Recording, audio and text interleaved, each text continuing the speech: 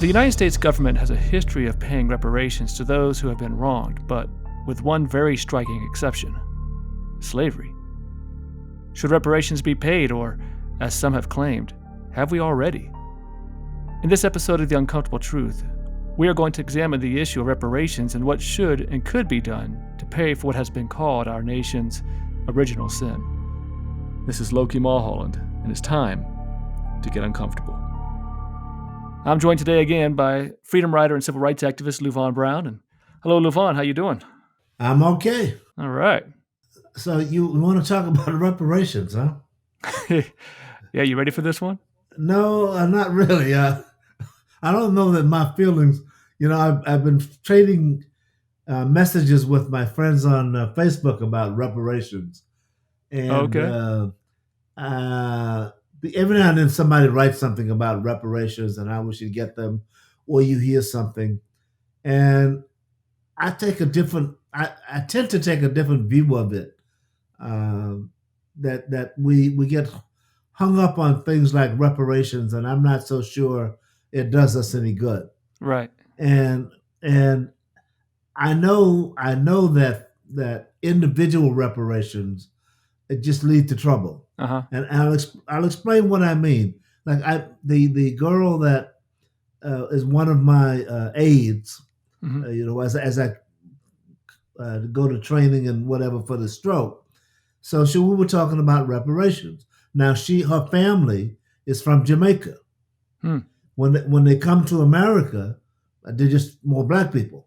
Right. So should they get reparations?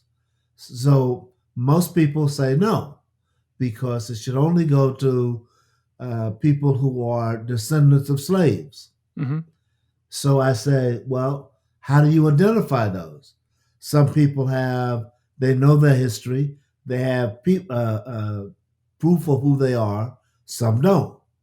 So that reckons for everybody who's black getting reparations, or some sort of payment for what happened to them, Right. whether they did or didn't. Well, and as we are all downstream of the past, just the very fact that they are black in America, the impact of slavery, economically speaking, of course, in particular, societal impact, they walk right into that, whether they had ancestors who were enslaved in America or not. Well, I agree with you, but even most black people, when they talk about reparations, the reason I've been opposed to it is because we're now having the discussion, not you and I, but in general, of whether they meaning the people that come from islands or wherever who are black, should they get reparations? And I'm saying it's the wrong argument. Right. It's the wrong discussion. The problem is, I am all for reparations if they're done as a group. And that cuts out all the arguments. What I mean by that is, if they want to give money to healthcare, if they want Hmm. to reduce cost of education, if they want to, um, I don't know, whatever can be done as a group, Hmm. that's fine with me. But individual reparations, I have a problem with, because it only causes arguments.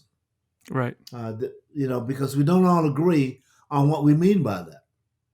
Now, reparations were paid to the Japanese. Yes. They got X thousands of dollars, the 26,000, I think it was, but they were put in concentration camps, or whatever they call them, but I call them concentration camps. Right. So Internment you camps. Yeah. knew Yeah. that those people had been imprisoned, that their land and their houses had been taken.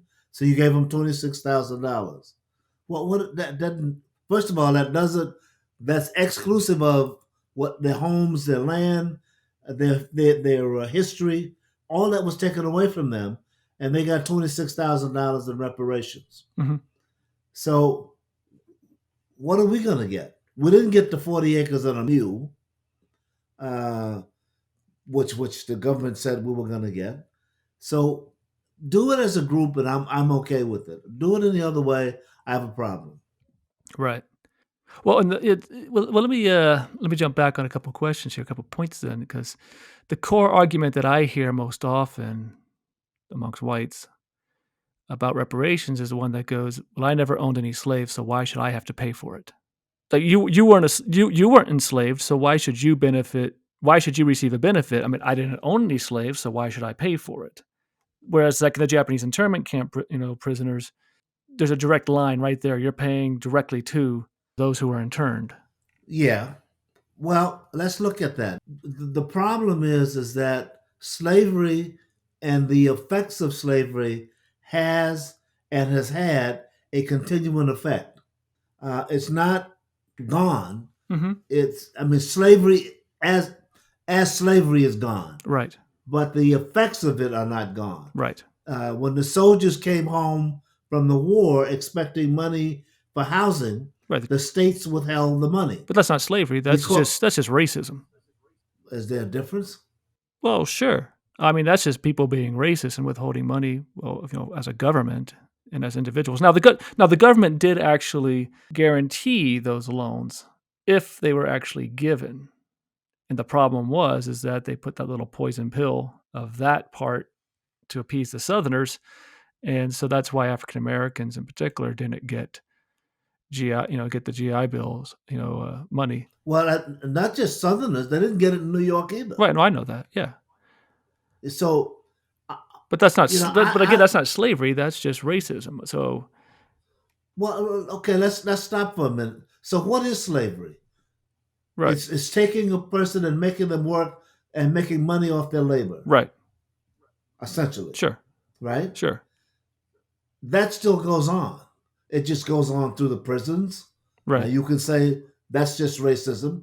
Slavery as an institution has gone away, but the prisons, the schools, the what have you. For instance, for all the what people that say, "Well, we don't have slaves," well, the biggest debt in this country is for education, correct. trillions of dollars, right? Student loan debt. Mm-hmm. And the student loan debt, and they have the deficit now is over trillion is like $2 trillion, I think it is now. Something like that. Yeah. So I'm not going to pay that. Right. Should my children pay that?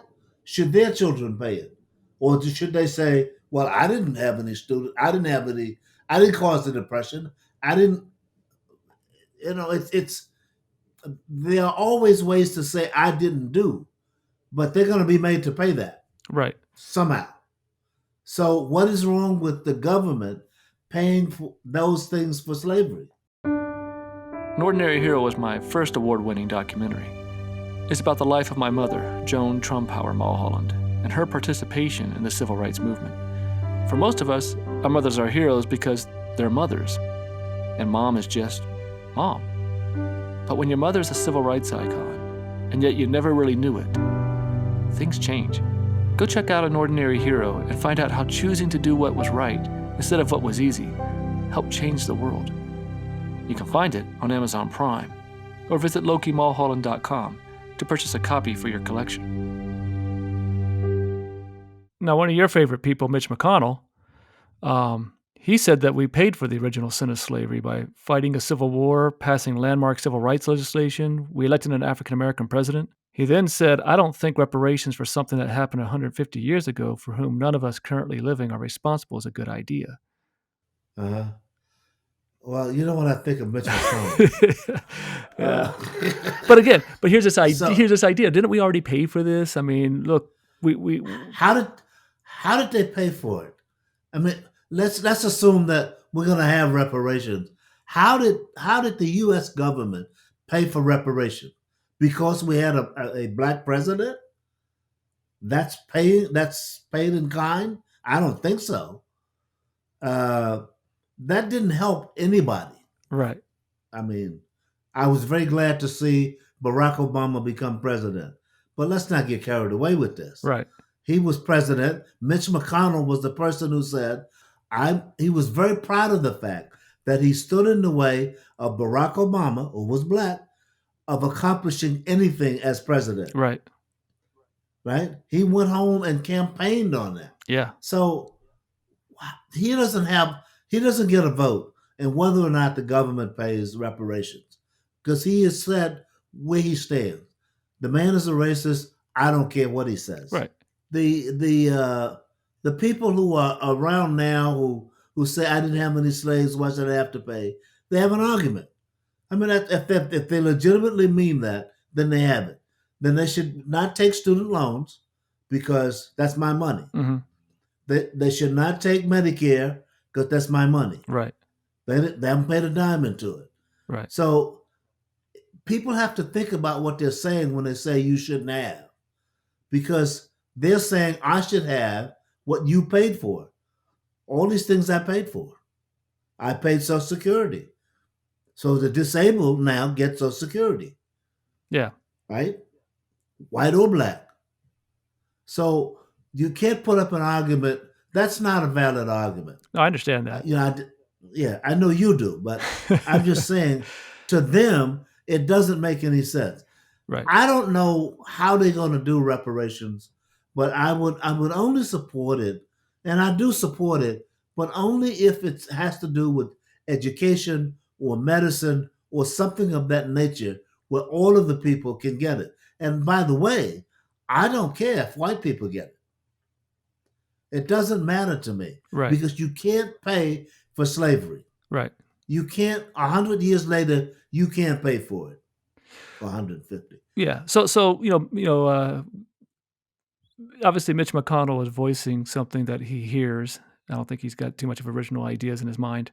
That's just me. But with this idea that, well, we paid for this by fighting a civil war. I mean, white people died to end slavery. Now, of course, plenty of white people died to keep slavery. Keep slavery. Right. Exactly. And of course, there are many African Americans who fought to end slavery as well.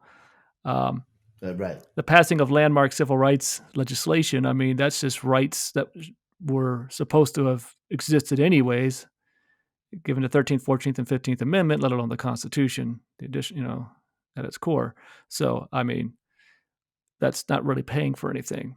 Now, this sentiment, though, is echoed by civil rights leader Bayard Rustin, who you knew. Yes, I did. Quite well. And he said, if my great-grandfather picked cotton for 50 years, then he may deserve some money, but he's dead and gone and nobody owes me anything. Right. So that kind of goes back to like you were saying about the Japanese internment camp prisoners. I mean, clearly they deserve it because they were the ones who were wronged. Bayard Rustin's saying, hey, look, if I was picking cotton as a slave, then yes, but that was my great-grandfather, and I shouldn't benefit from what he lost, despite the fact that he's fighting for civil rights simply because of what was lost and was now, you see where I'm getting at. I mean, obviously there was a direct impact of his great-grandfather being enslaved. Right. So, well, no, but tell us a little bit about Bayard Rustin. So people who don't know, can you give us a little bit of Bayard Rustin? I liked him because, first of all, he was a man of ideas. I don't think the March on Washington, for instance, could have occurred without somebody like him, who was an organizer. Who actually, I think he worked for the unions as well. He knew A. Philip Randolph pretty well, so he helped organize the Brotherhood of Sleeping Car Porters. So he's done a lot in his life. Oh, he's dead now, but and so he was our mentor for the Freedom Rats. It was a division of CORE. There's just an amazing amount of work that he did. Martin depended on him heavily. Martin Luther King. They didn't like him because he was gay. Right. That was one of the reasons he was always in the background, and he was willing to put up with that. I mean, because he did a lot, and I liked him because he was a very bright man. He didn't mind sharing ideas with us.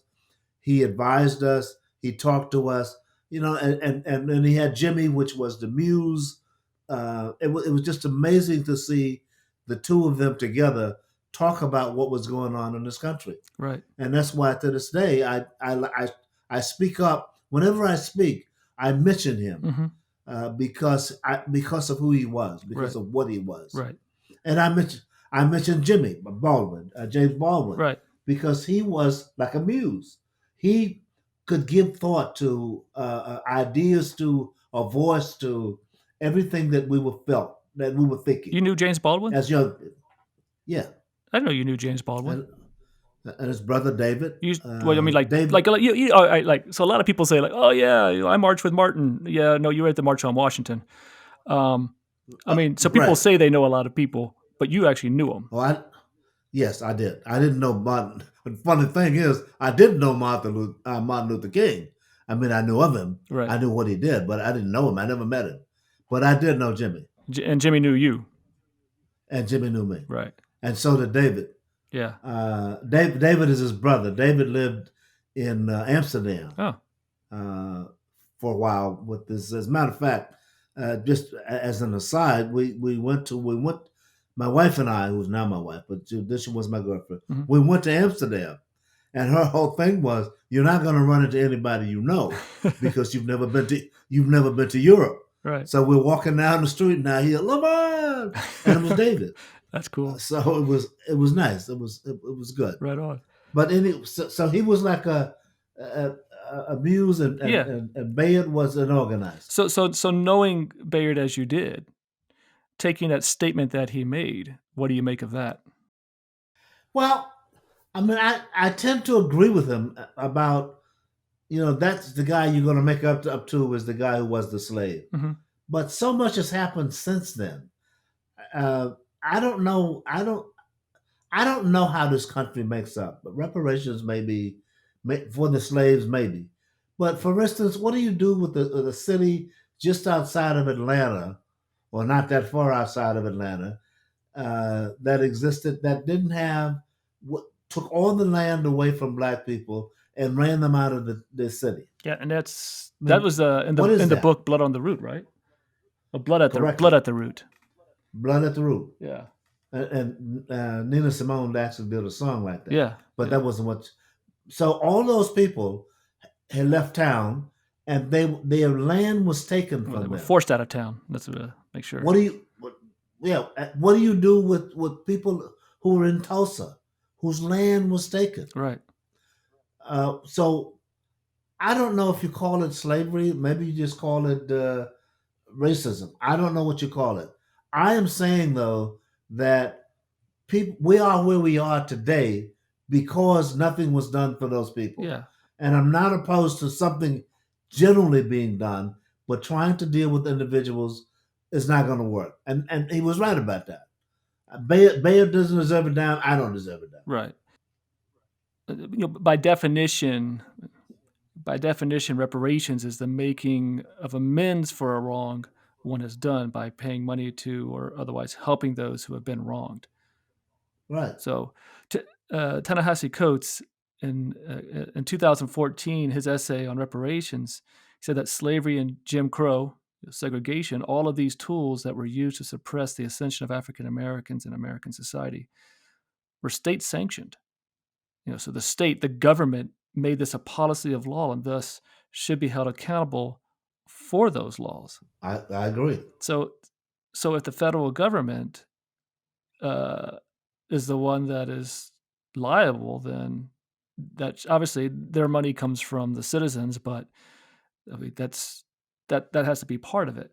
What's interesting to think about it, because the U.S. has demonstrated it knows how to apologize every now and then, whether it's the overthrow of the Kingdom of Hawaii, the internment camp of Japanese Americans, victims of Tuskegee experiment. But besides the House of Representatives' really symbolic apology in 2008, how come we don't apologize for slavery and Jim Crow?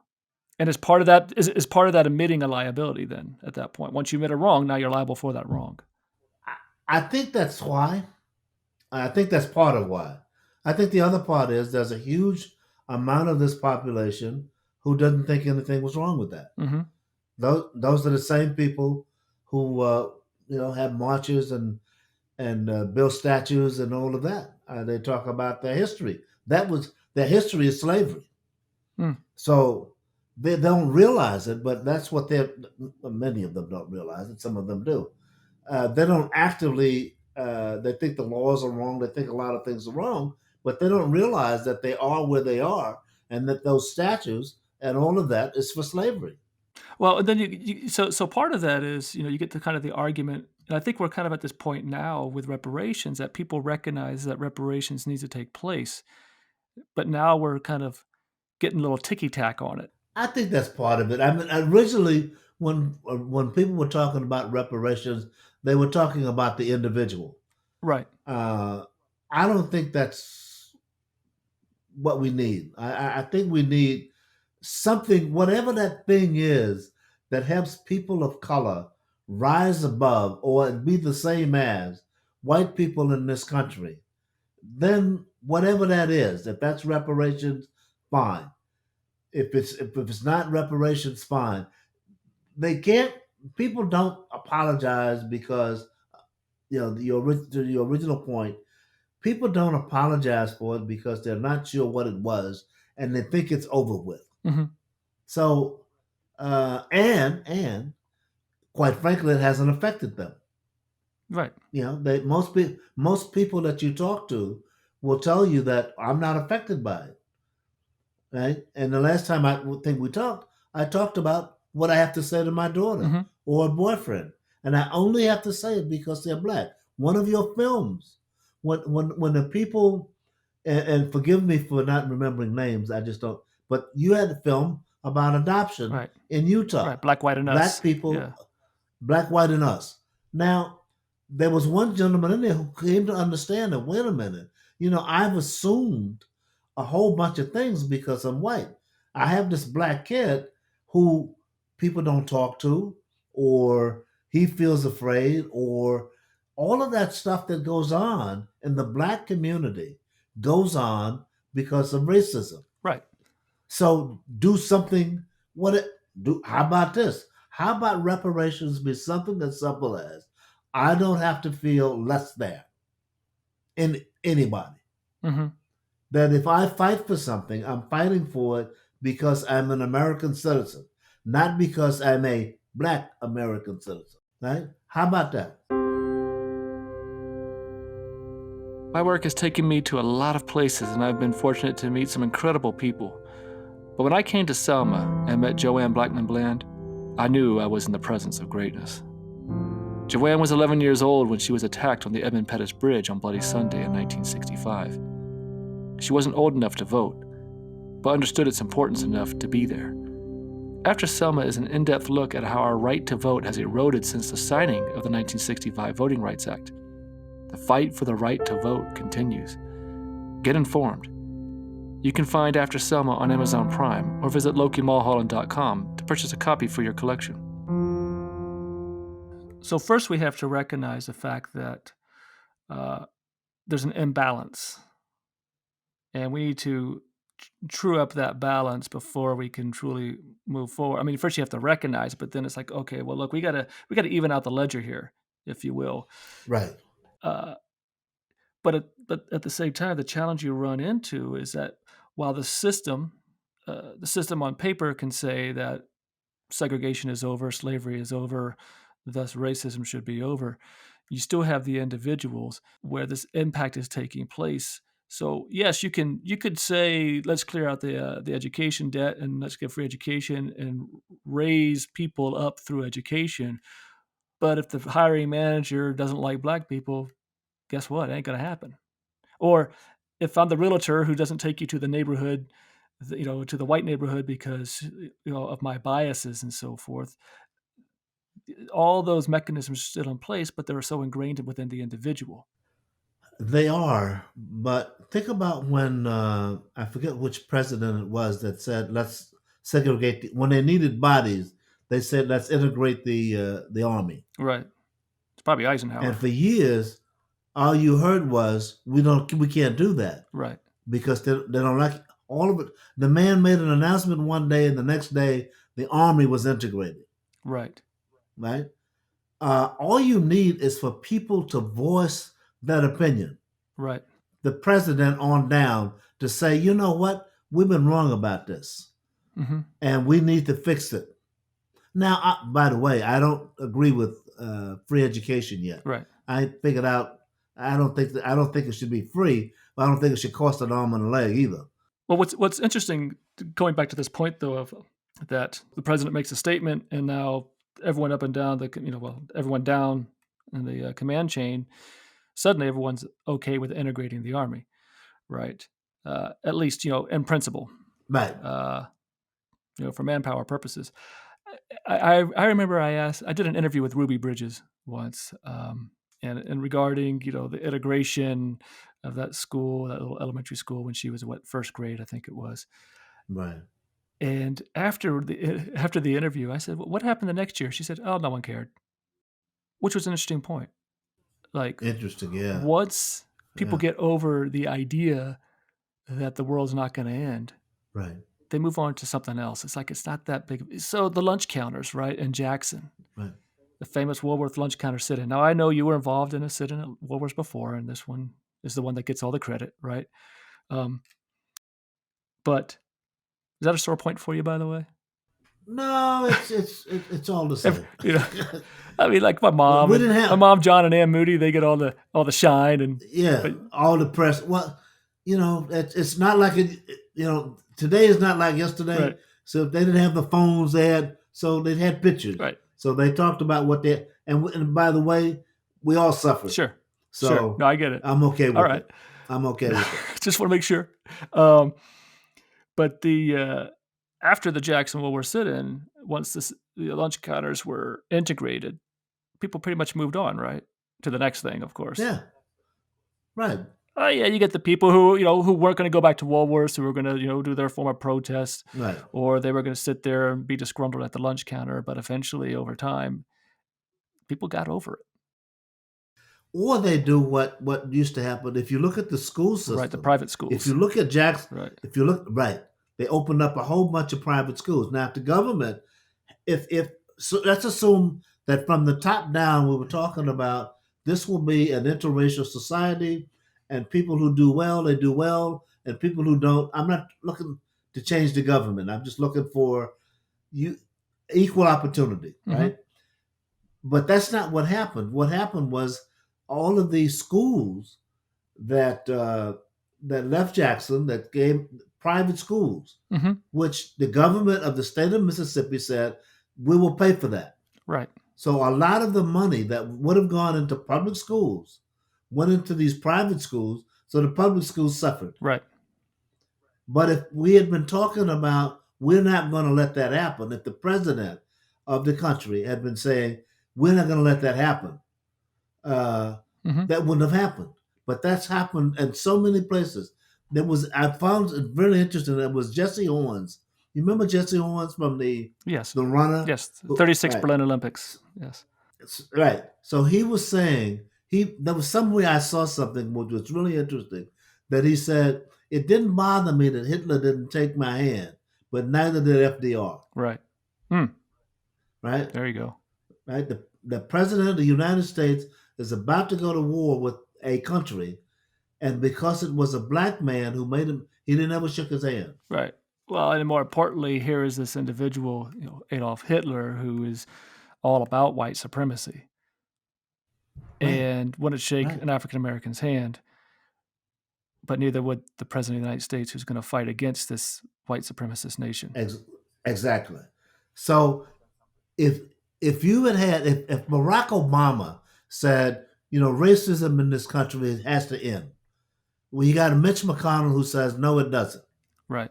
So all of that stuff has to change. But if that changed, then you wouldn't have the problems that you have now. There would be no sundowner towns. You know sundowner, right? Right. Right. They still exist, by the way. Right.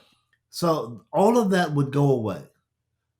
And the reparations I really believe this, that one of the Bushes, whatever the old man's name was, came very close to apologizing. Right. But how are they going to pay? You see, the problem is there's nobody for them to pay. Maybe a few people come up and say, "Well, I know what I was." Well, prove it. Prove that your ancestors were enslaved. hmm Most of us cannot. I mean, I got a picture of my great grandfather. I got a deed to some property. So I can prove that my great great grandfather was a slave. Right. And he had whatever acres of land. that we've since sold. I can prove that. Mm-hmm. But I know people who can't prove that. Mm-hmm. That's why I don't want to open up that can of worms. So let me ask this question. I like to jump into this. Maybe there's a fundamental issue in how we see slavery. If we're talking about reparations for just for slavery, not let's put aside Jim Crow and so forth, but Just for slavery, okay. just for slavery, is there a difference in how white people and African Americans view slavery? I think there is. Because the white person and white people will fight against Jim Crow, but they don't understand what slavery did to people in terms of separating them from their heritage, Right, in terms of separating them from their language, in terms of instilling in them the rights, I'm sorry, the feelings that they were always less than. right, Uh, having no rights as a slave, you could do nothing for your family. Well, you could do nothing that the white man disapproved of right, for your family. So black people lived through all of that, and to this day, still has in their psyche parts of what happens during slavery. Believe it or not, right.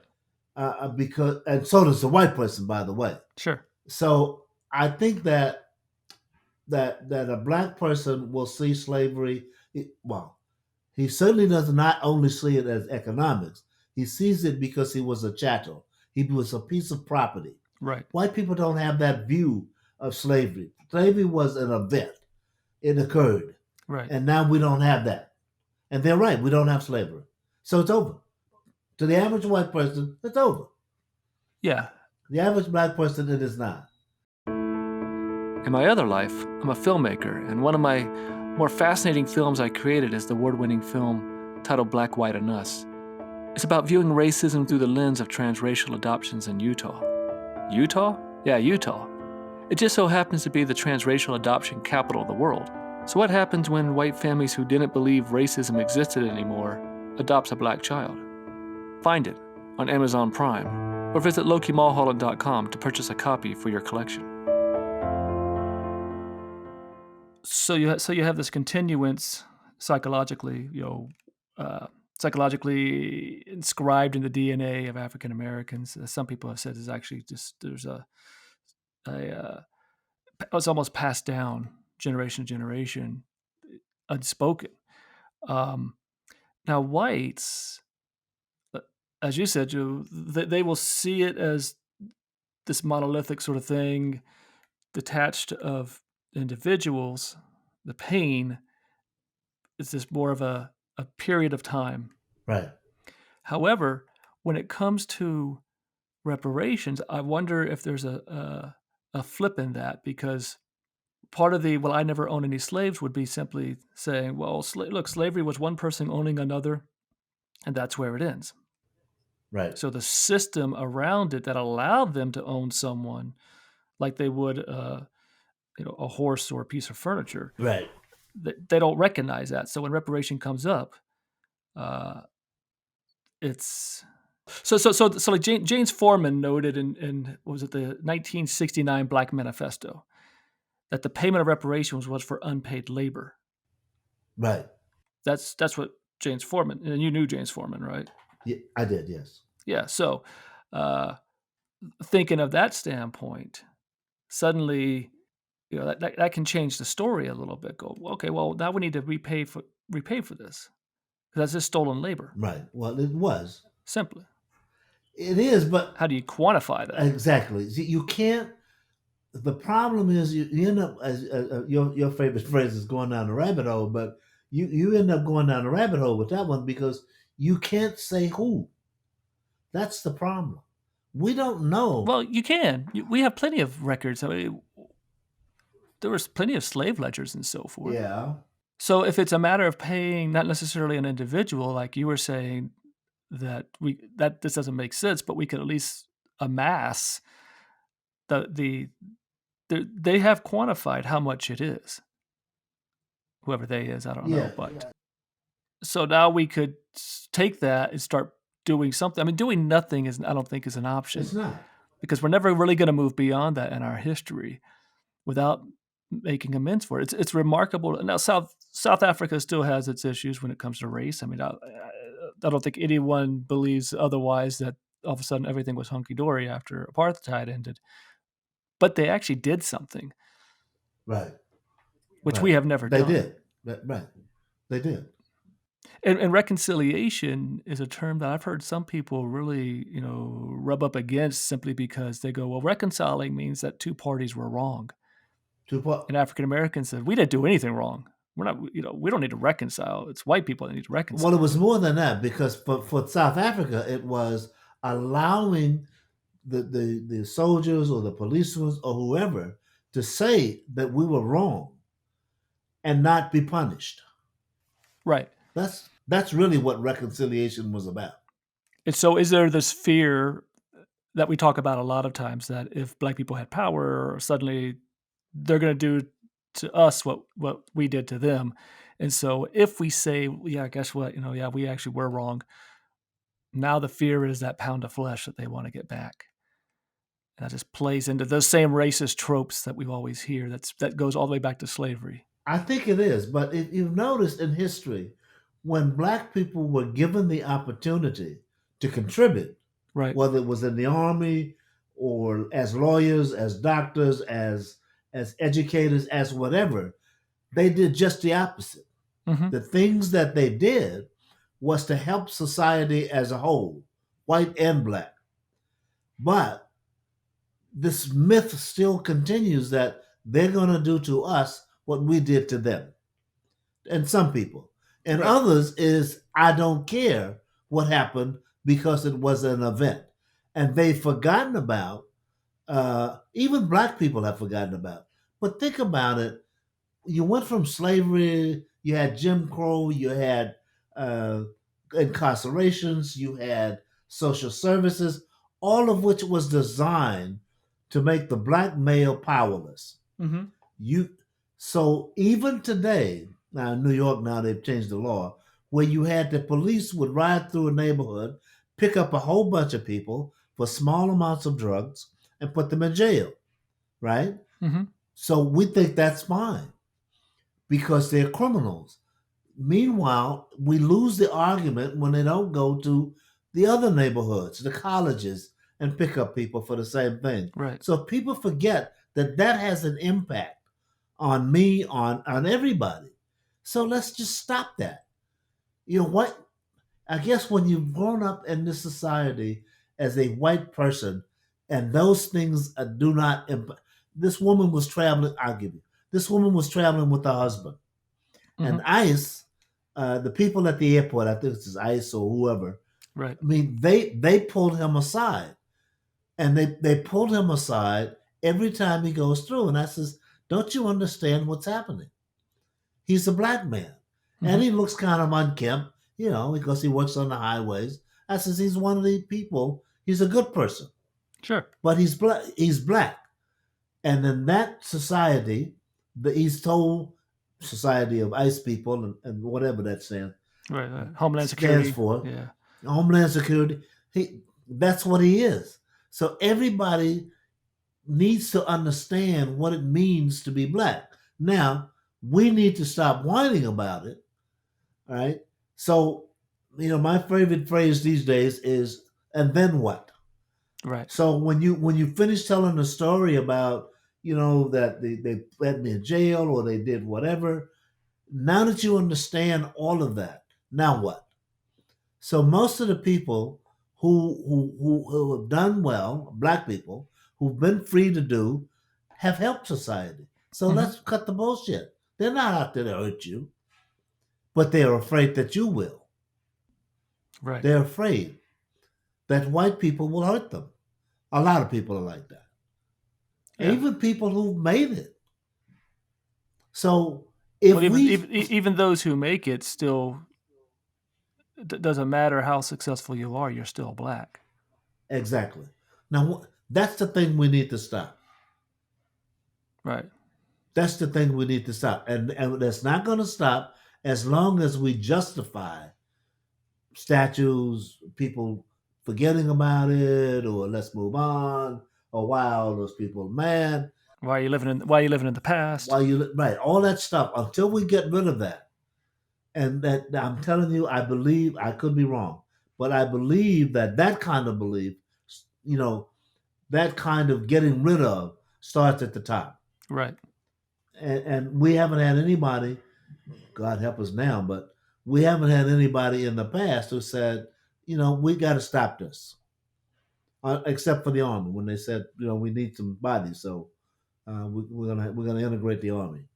Well, President Johnson, I mean, he put forth the Civil Rights Act and Voting Rights Act. So By the way, by the way, though I don't think Kennedy would have if he had lived, he would have been able to do what Johnson did. right, I don't think he would have been able to do it.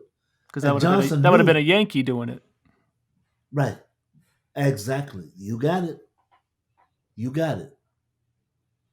So we made a deal with the Southern whites, and we've held on to that. That every politician now makes peace with them, Hmm. and they make peace by whatever means necessary. So sometimes it's, well, we won't beat up the Freedom Riders, or vote for me and then I won't do X, Hmm. or vote for me and I owe you X. So all that stuff, you put the guy up top and say, this stops now, and it can't be a black guy. Right. Can't be. And we have to stop believing in, we as black people have to stop believing in black people. Hmm. That's the color. As soon as we will go out of our way, we will do all kinds of things to forgive the black person. No, don't, no, no. That doesn't help us. Hmm. Because they are black people who are out for themselves. Remember, we all came up in the same place. So Right. there are a lot of white people that do that. There are a lot of black people that do that. So call them on it, because they're hurting us. Right. All right. So if a white person says, slavery's over, I don't know, why am I going to pay for that? Well, you tell them why. You tell them what else is going on. You educate yourself, so you educate him. But this bullshit about, I think I told you this. There was a comedian who said, in the middle of the night, when I'm standing at the ATM machine taking out money, and I'm looking over my shoulder, and I'm in the middle of, at the time it was Brooklyn. Right. He says, I'm not looking for white people. That's not who's gonna rob me. It's gonna be a black guy. So admit that that's part of what happens. But that's not all. That's not the story. So we have to own up on both sides of the fence. And Right. But there's no owning. unfortunately, But African Americans don't have to own up for slavery. I mean, not no, they don't. it's No, they no. so for reparations. For reparations, I don't know. I don't know how you do it. I have to be honest, but I do think that you do it on a mass scale as opposed to an individual. Want a great way to help a worthy organization and educate children about the civil rights movement? Visit our foundation, the Joan Trumpauer Mulholland Foundation, at thejtmfoundation.org. That's thejtmfoundation.org. thefoundation.org. We are a 501c3 established to help end racism through education. A $5 monthly recurring donation will provide curriculum for 30 students. As my mother used to say, I can't do everything, but I can do something, because doing nothing is not an option. If you have wanted to help in this cause, but didn't know how, now you can.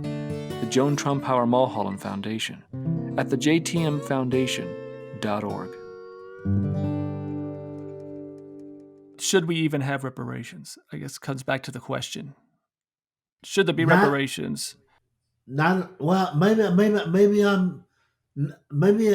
I should get away from reparations and just start. Maybe a leg up is a better way to put it. You help people go to schools. You help people go But we've to the done that. doc. We've had affirmative action, and we've had the No, Great Society and all these sort of things. I mean, come on. I mean, the work's been done. At this point, all the money that's been poured into black communities and all this sort of stuff. By gosh, I mean, at some point you got to just say, you know what? How much more can we dump into these places? And when are they, black people are going to start Right. doing it for themselves? Well, That remember I told you. you understand the argument, right? Yeah, I do. I understand it totally because in order to make that argument, you got to leave out a lot of things. Right, of course. So why is it that every time black people do well, Mm-hmm. you get in the way? So we had the riots in New York, we had Mm-hmm. the riots in North Carolina, we had the riots in Tulsa. All of Right. those people were doing better. They were doing fine, Right. and you couldn't stand it. Right. You, I don't mean you Yeah, individually.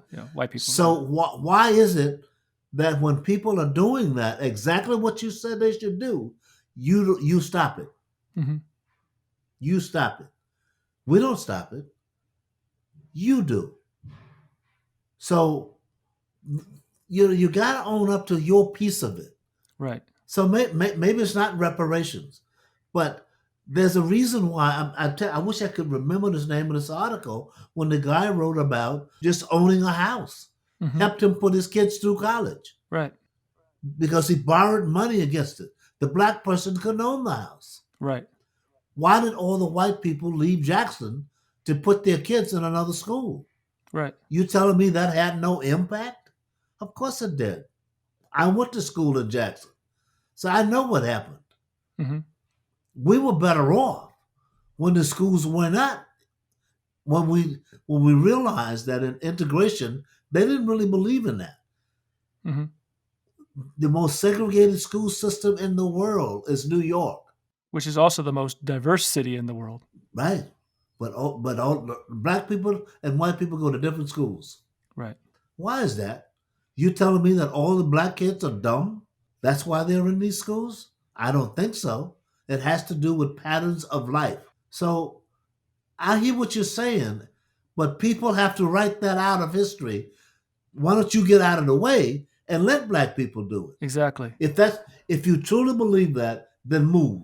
So the argument that I make, that is made in regards of haven't we paid enough money into all of this and so forth, affirmative action, all these different things, is the fact of the matter is that the system is still in place to repress, to make it hard for people of color in this country to move ahead. So sure, you can create a token representation of dumping money into a school or into a neighborhood or whatever else.